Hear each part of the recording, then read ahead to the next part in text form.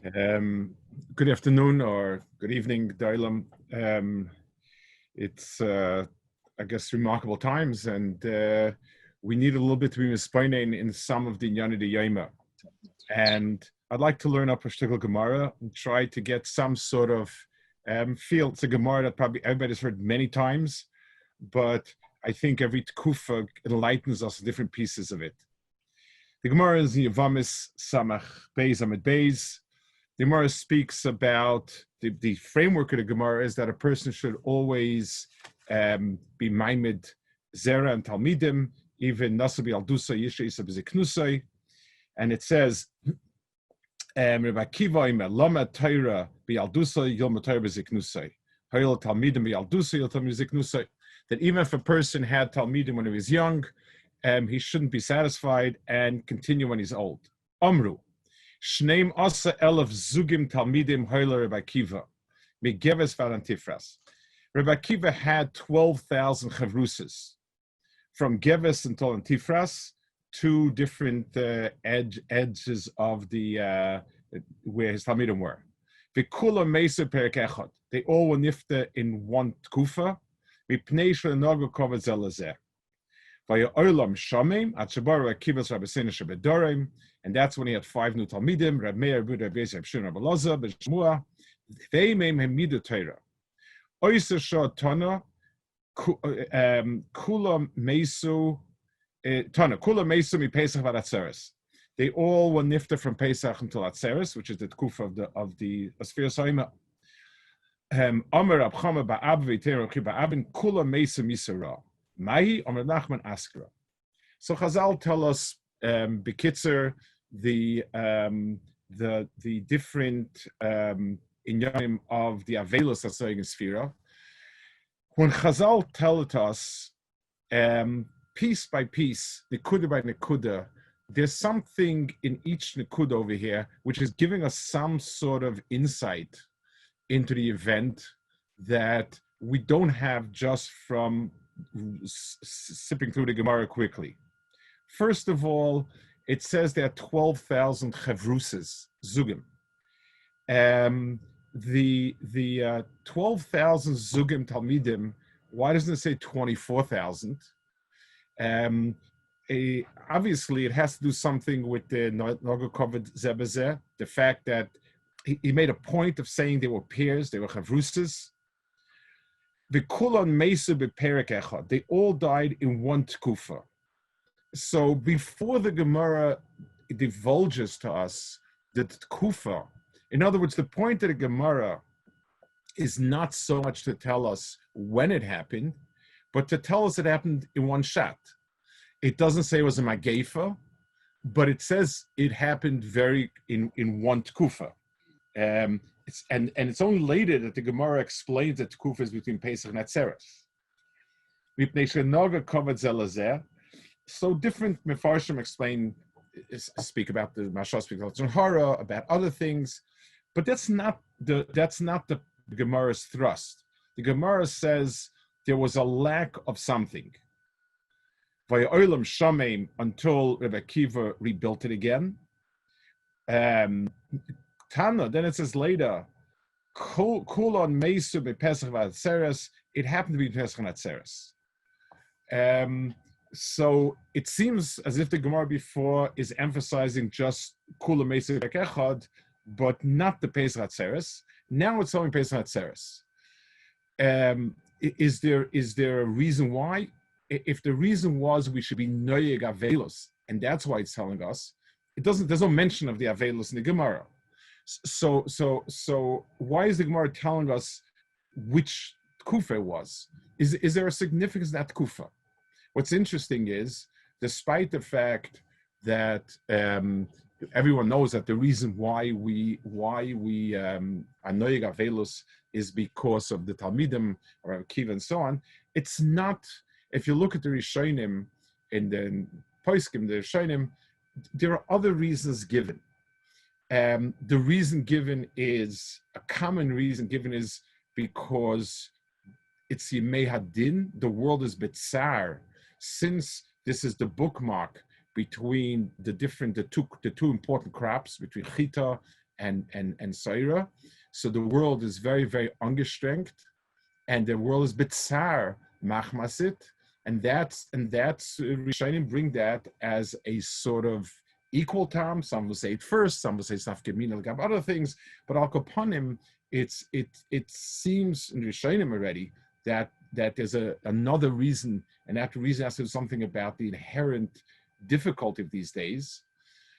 The Sfarim Aktoshim, the Arizal and so on, the Sfarim Akot Arizal bring the Inyan that these are days of that when din is shaylet. Midas adid shaylet in these days. And again, the pashtus is because it's a din, we need on the tvua, we need on Peres Elon. So it's bookmarked. It's a tkufa between two Yemei Hadin, which is a little bit unsatisfying because there are 4 Rosh Hashanahs and there are 3 dinim. There's Yenidin b'Chag alamayim, so maybe from Chag to Pesach should also be a tkufa of din. There's something here about the tkufa of Sfiras Ha'ima that's miyuchad to being Yemei Hadin, and that's obviously why that tkufa later was teveya, what it was teveya from the Talmidei Akiva. Finally, it says that they died misara, a terrible death, a bad death. And the Gemara says, Maya Nachman Askara. Askara, however, would sometimes translated as diphtheria. That's not relevant. It's a choking death, which the Gemara says in Brachis is the most difficult of the deaths. Nobody can measure Yisur, Rahman al-San, and it's every misa is terrible, but this is singled out as being here misa ra, and the Gemara says kosher should be called an askara. Sfarim ask, what they did was bad, but it wasn't the worst of errors. Is it the gimel chamuras? So why did they get such a terrible death? And why is Mrs. Askar shaykh to them specifically? Those are all the kudas that Chazal somewhere have been going as it in this little story, and it gives us a certain oimek about understanding what is the what happened, what exactly is the nekuda we're talking about, how did it happen, why did it happen, and so on. So let's talk a little bit about this inyan over here. We're talking about of Logo covers Elazeh. The Hezber itself is to some degree the Maral speaks about it. He speaks about it, interestingly enough, in 2 places. 3 places. He speaks of Chidusha Goddess, which is natural, but in the Siv Olam, he speaks about this both in the Siv Atayra and in the Siv Avos Reya. In other words, he tackles it from both the Torah aspect of it, that is the Talmidei Akiva, and he tackles it from the Avos Reya aspect. And I'm going to use a lot of his nekudas, different, maybe a little bit different words, but I'm going to try to bring out, I think, the important nekuda. When we ask ourselves, every single person was created b'tzelem Elokim, what is it mechayev from us? When we speak about v'ahavta kamocha, what is it mechayev from us? So the immediate response is chesed. Chesed, caring, doing, not true. That's not what it says. The Rambam, when he defines v'ahavta kamocha, speaks about 2 things. Speaks about somebody else, protecting somebody from a loss, and caring about somebody else's covet. The midah of covet is that a miyaches to something, the chshivus it has. I give expression to the chshivus that something has. Things that are worthless, I have no covet for. Things that have inherent worth, things that are that have in themselves a more than a physical value, those are things that are mechabit. So, for instance, if there's a big rock in my way, I walk around it because it's physically impossible for me. There's a pebble, I kick it out of the way because the pebble is worth nothing, and there's no Indian of it. If there is something chashuv, I'll walk around it because it's chashuv. So it's small, but I give it its chashivas, and I'm not going to knock it out of its way. If there's a short little person walking there, and I can just sort of shove him out of the way, I won't do it because I'm a chabed. The person has an erech and a right to exist, and so on. If I'm to ask myself, in terms of being mechabed people, what does it mean I'm mechabed a person? Since every person is created differently, every person has a different daya. So their daya is not the same. It means that every person's das has a place. It has a chshivas to it, and it can't be brushed aside. That's being mechabed a person. So if a person says something, I can disagree. I can outvote the person. I can bring kindness against the person. The one thing that I'm not entitled to do is kind of disregard the person. If he is b'tzalem elikim and he has a kpeda, so l'mashal, someone also has a kpeda about something, I need to be mesiachas to it. So sometimes if it's a big rock, I'll walk around it, I'll walk over it, but I can't just walk through the rock. If the person has makom chashivas and something, I need to be mesiachas to him, and I can't just pretend that he's invisible. So we want to ask ourselves, what is kavod adam? Kavod adam means that I'm mesiachis to the person and to his das and to his deya. The Maral says, when he speaks about the Mises Askara, he says, Askara starts with the mouth and ends in the throat. The mouth and the throat have the following two functions. One, the chiyus of a person is through his lungs, and the vayipach ba'apach started in the af and ended in a person's lungs. Kallah neshama talka, the neshima of a person is the nishmas kol chai. That determines a person's living or whether he's alive or not halachically. And the mouth is his primary expression of mitzias on the level of a bardas. What I think in my mind means nothing to anybody, obviously. And I can't ask anybody to respect what I'm thinking in my mind because it doesn't exist. It exists in me and only in my world. When I say something, Adam is called ruach memalala. The chiyus of a person in this world is expressed in terms of his dibur. So dibur is the way to bring my das to the public forum. And there, if it's kaveh something, then it's then it has a mitzias. If it doesn't even merit a rebuttal, it doesn't even merit any isyachsos, then basically I cease to exist. So the chiyus of a person in a physical way is breathing. The chiyus of a person as a member of this world, as existing in this world, is the chiyus of the person das occupying a place in the world.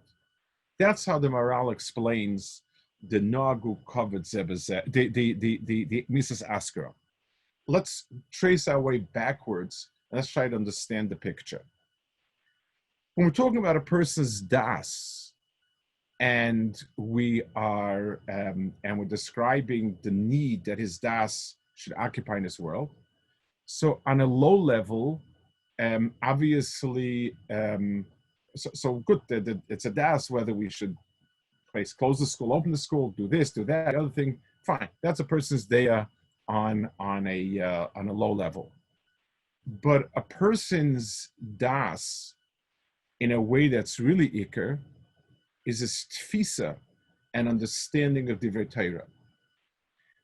Every person has a chelik in Torah, and somebody who's a bar hochi, when it says elu ve'elu divrei Elokim chayim, it means that each person said a davar that's Elokim chayim, that's coming from Hakadosh Baruch Hu.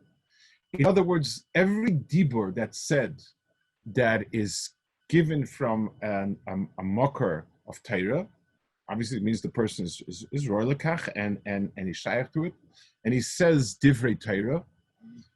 Each dvar Torah has a mokum, and therefore it requires a hisyachsus of being misachas to it. Now, let's give a mashal. If, let's say, I have an argument with somebody in learning, let's go to learning, and the person proves me that I'm wrong, or musters arguments for his side, then that's not mesiachis to what I said. That's being mesiachis and pushing his point. But if the person says it's not even worth responding to, then the person basically has not given my dibur any credence, hasn't given it any status, and hasn't given my metzias in the most essential way of it, any maimet. So we have we translate this concept of kavod to the world of Torah in the fact that we have a hisyachsus to each dover of Torah. And obviously, if a person is an Amoritz and he says something that there's no shaykhs to, that dibur has no, it's not a dibur, that's havolim. But a person who's roy for whatever it is that he's supposed to say, and that dibur deserves a yachsus. The zugas talmidim that Rabbi Akiva had, every zug of chavrusa is meant to be in opposition. In opposition, I would say, if I can use an English term, you have, let's say, an opposite digit. The thumb is an opposite. It means it's opposite, but working in tandem. A person could not hold anything, could not grip anything if everything was in one direction. A person holds something and grips something because you have two digits, fingers, working from opposite ends to grip the same thing. The inyan of learning b'chavrusa is because you have this person, Elo mechayvin, these are mechayv, these are pata, these say Torah, these say Tameh, Elo metayin, metamin, and so on. You have the opposites, and in the back and forth between chavrusas, between two conflicting stadim, you have where the emes comes out, and there are and some of the mefarshim in an explanation of El Divrei Elokim Chayim explain that even a havamine that got slugged up is necessary in order to understand the maskana. If you don't understand the context, what would I think without this? I don't understand why this is right. The other tzad is vital to understanding this tzad. So Rabbi Akiva had set up not 24,000 talmidim, but 12,000 chavrusas. It's if you want to use sort of a dimion, you have 24 itos, 24 hours in the day, 12 day and 12 night. one night and one day hour. You have a contrast. So Beis Shammai and Beis Hillel are constantly arguing because from the two of them, that because of the kashas he asked, that's where I came, because of Laksh's kashas, that's where I came to understanding the emes. So in the world of Torah, dafka my hisyachsus to the other person's tzad as a tzad that needs to be dealt with, that I need to hear what he says and then go and then take the other direction. That's the only tzad that's the way in which emes has gotten to. In Chosh Mishpat, there's a halacha that when you finish the entire Dayanim have to review both studim. Zayme kach and zayme kach. Each you bring each tzad and you make sure you understand and fully each tzad until you can be makriv between two tzadim. That's the mahalach of Torah kitikuna as it should be. That's one part. There's another chelak of that. There's me against someone. There's also a lot of times when a picture is not complete. You have sometimes halacha divrei machria. When you have different studim, and the different studim together build out the halacha by understanding what this is nagea, by understanding what this is right, by understanding where I take this into account, I build out the fullness of a halacha. So that's a second ifin, in which by being mesiachis to each tzad, I come to a certain emes and so on. So Rabbi Akiva was maimed in a sirusa 12,000 zugas talmidim, which fell apart because they weren't noyeg kavod zelazeh. They weren't noyeg kavod zelazeh means they weren't mesiachis. It doesn't mean whether they stood up for each other or not. There was always yachsus to the other tzad as having a value enough that I need to incorporate it. I need to keep asking myself, yes or no.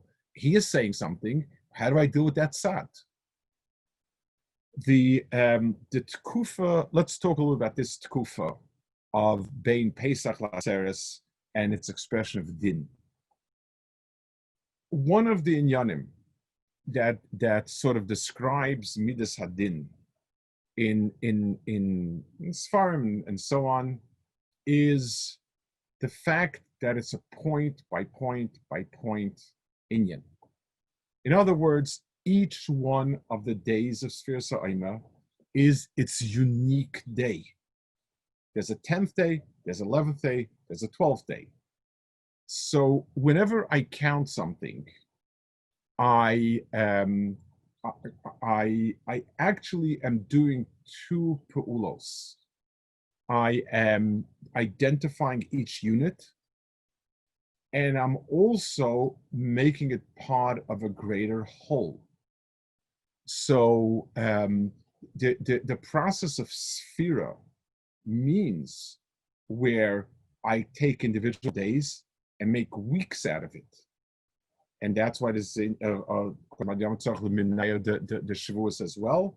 And then I have Sheva Shabbosos, and then it's Tmimos. In other words, there's a process of identifying each piece and then putting the whole picture together. It's a deep inyan. There's galus in Mitzrayim was HaKadosh Baruch Hu and Zekeli.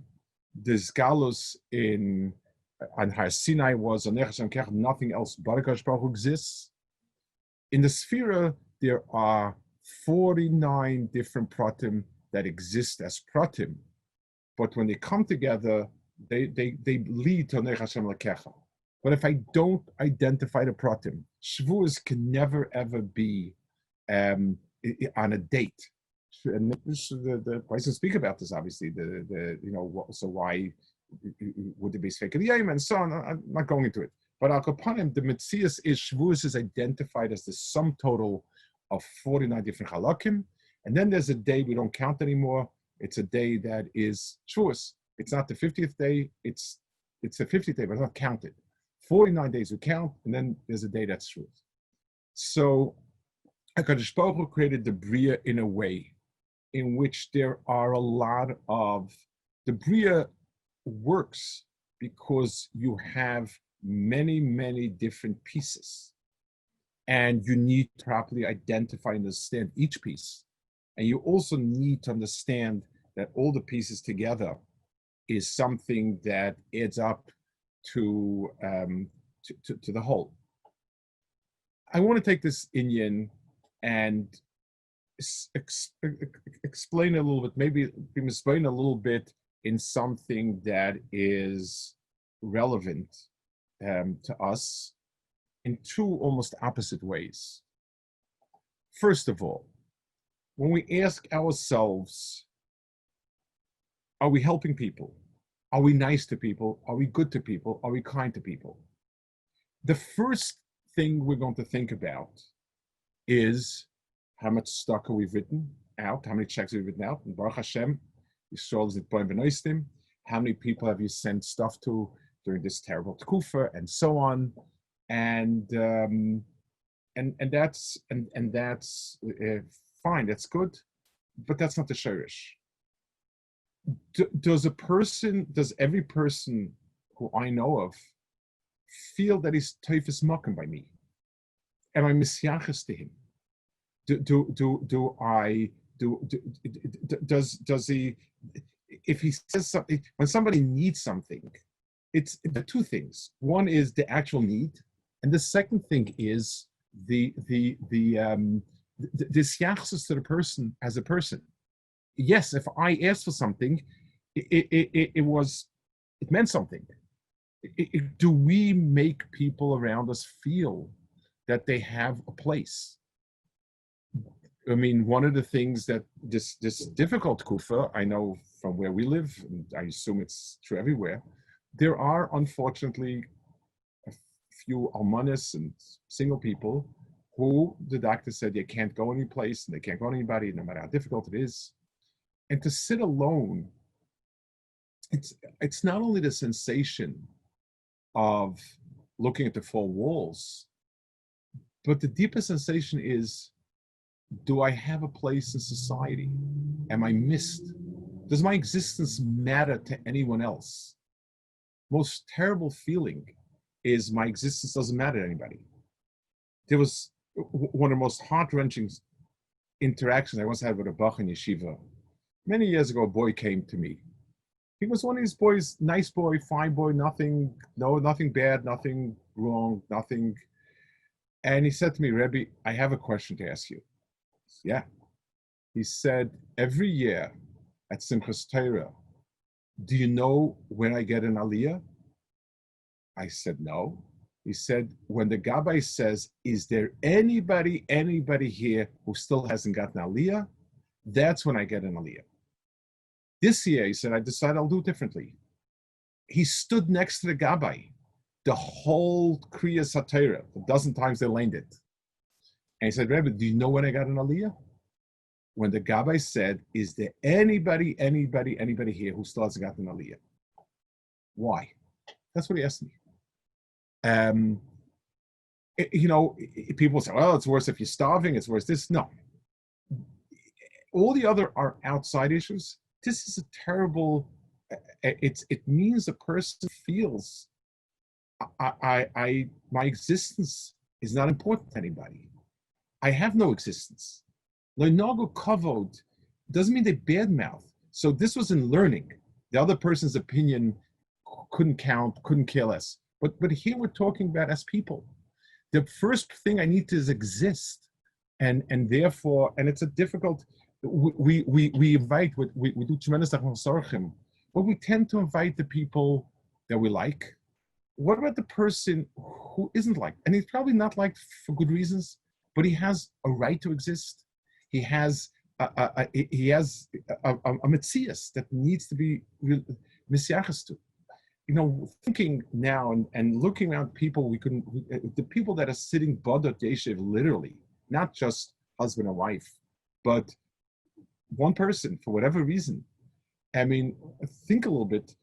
So what will change when things open up? One. Two. Baruch Hashem, Klal Yisrael has been zeicha to many, many shvatim. We've developed. I mean, it's a bracha min hashemayim. We had zero people after World War II, and HaKadosh Baruch Hu was marbe le'en hara, extraordinary. And it's natural, the different shvatim, different types of people, different approaches, and so on. Am I able to be mechabed somebody who's of a different world? Am I mechabed somebody, even if I disagree with him? Am I misyaches? Am I mechabed? Do I give him a rav, a kehillah, a tzibur? And even if I have bikuris, as long as halachically I'm supposed to be misyaches to that tzibur, I'm supposed to have, then saying things, it's not the problem, not saying, it's understanding that you don't have it. The Naga Kavazelazer is not simply it's not simply so the person should feel nice. The first case has to do with the person's feeling. The second has to do with yourself. If a person doesn't understand that his own tzibur is missing, it's missing by the fact that it's a yachid. Every single day is a holy day in Sfiras Aina. Today this is Chesed B'Chesed, this is Rosh B'Gvur, and this is that's wonderful. But without the other day, it's worth nothing. It's a bracha of Atala without the other day. So can I look around and say, I belong in this tzibur because this resonates most strongly. But my tzibur is missing. And without that other tzibur and what they have, can we point and say what we're missing and what's mashlim, what is nishlam does by another tzibur? If we can't do it, then we have this problem. And even if we write nice things and nobody says bad things and it's not polite, it's not politically correct, but tachlis, do I feel that I'm missing something this other tzibur has, and that other tzibur is missing something the other tzibur has, and so on? That's Nog Havzilzeh.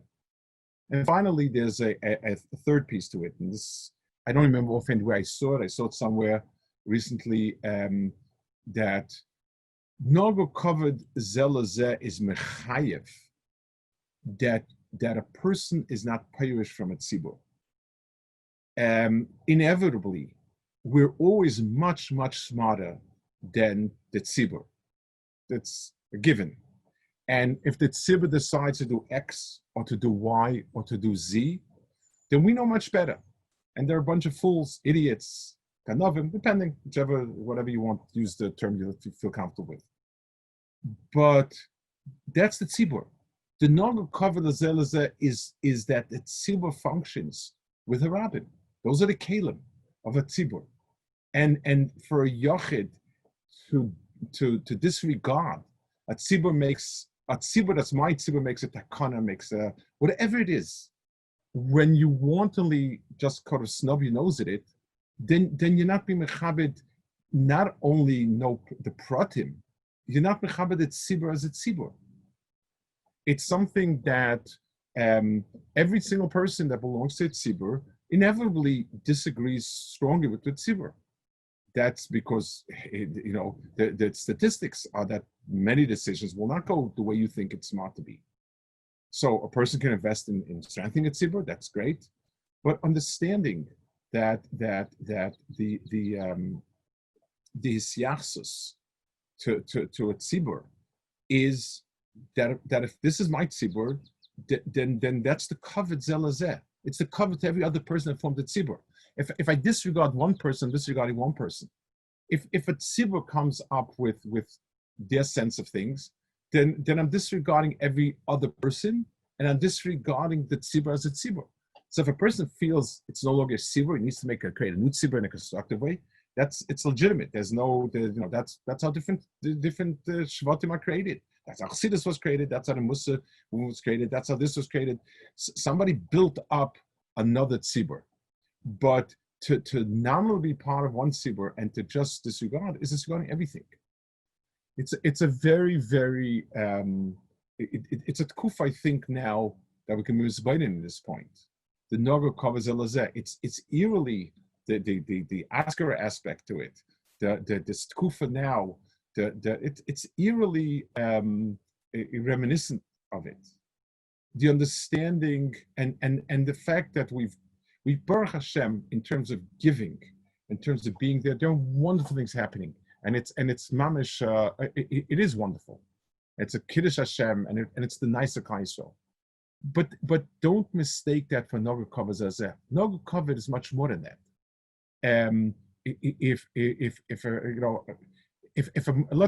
Let's take a simple example. If a person gets up to speak for a tzibur, and somebody else is busy yentening on the side, or he walks out, the Rav got up to say a drasha, but the Rav doesn't have much to say, and I'm a much chesher person. I can go and I can learn on my own in the back or in the other room much better. That's not this. I mean, it's something that I guess I'm from out of town. We're Hicks, and when somebody gets up to speak, it's expected everybody will sit and listen. Nobody will walk out. Nobody will schmooze during it. Okay, I understand we're backwards, but when somebody gets up to speak, is it not covered? If the person is talking, and I'm busy schmoozing somebody else, isn't that saying the person has nothing worthwhile to say? If I walk out on a person and on a Rav, I always cringe. I debate sometimes if I have to leave on the second when the Rav is learning with Rav, and I have to leave Rav to Mincha. I debate whether daven b'tzibur or not. Is davening tefillah b'tzibur the walking out right before Rav talks? It's a terrible thing. We're not mechanech our kids to that. That's not no kavod. I mean, is that not it? So I think the thing we need to focus on is kavod for other people, meaning people need a place in society. It means that if I'm going with a carload, I always tell the bachrim, if there's a carload of bachrim and there's one bacher out, there's no such thing. There's no such thing as a carload of 5 or 6 bachrim and one bacher is left out. Either 2 cars or no cars. There's no such thing. That's one. A person has to have a feeling someone's obsessed him. His concern is of importance. His presence, his existence is of importance. Secondly, in terms of the giving regards a person who's talking, a Rav in a Kehillah that people should. I was once present when a Rav said a certain psak, and a Ben Torah got up and said, no, but others say not like that, or whatever it was. Besides the fact that the person wasn't right, actually, but chutz in that, unless the person was telling you to eat karas, to eat chelev, you get up and tell him to correct him on a Satan Almond from the tzibur. It's incredible. Where are we? We're not taught minimal of kavod. And third of all, as a tzibur, the kavod of everybody in the tzibur is that if the tzibur imposes, and again, it has to be whether it's a kehillah, whether it's a meta tzibur, differently finding. But if a tzibur has klalim, keeping to those klalim is being mechabed every single individual, and it's being mechabed the tzibur as a tzibur. Be'ez Hashem, if we take the time, we have some time to think and be mizboinin, and this is an area where I think every one of us can think of plenty of instances where we could do a lot better, and be mechazik in 3 areas like that. Be'ez Hashem, if this is a tkuf of din, has v'shalom, and this is what creates a din, is the fact that each piece goes off on its own end.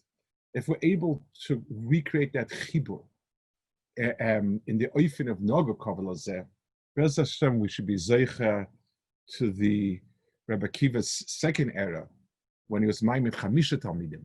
Chamisha talmidim, the Maral says someplace else, he doesn't say it over here. The Maral explains the number 5. He says 4 is when everything goes up into an opposite direction. 4 means 4 Arba Kanfas Oretz, Pizur, the Arba Malchus, that Ara, and so on. He goes into many different instances where Arba is Pizur and so on. 5 is when you put an akuda in it and you bring the 4 together. It's like the mashal we gave, the 4 fingers and the opposable thumb, which brings it together. He took the 12,000 Talmidim, they fell apart. They each one went his own place and it imploded. 5 Talmidim got together And those 5 Talmidim brought everything back together again. Bez Hashem will be mischazik in inyanim of kavod hayochid, kavod hatzibur, kavod HaRav, and so on. And Bez Hashem will come together again, Bez Hashem, and will be a klal, Bez Hashem, once again.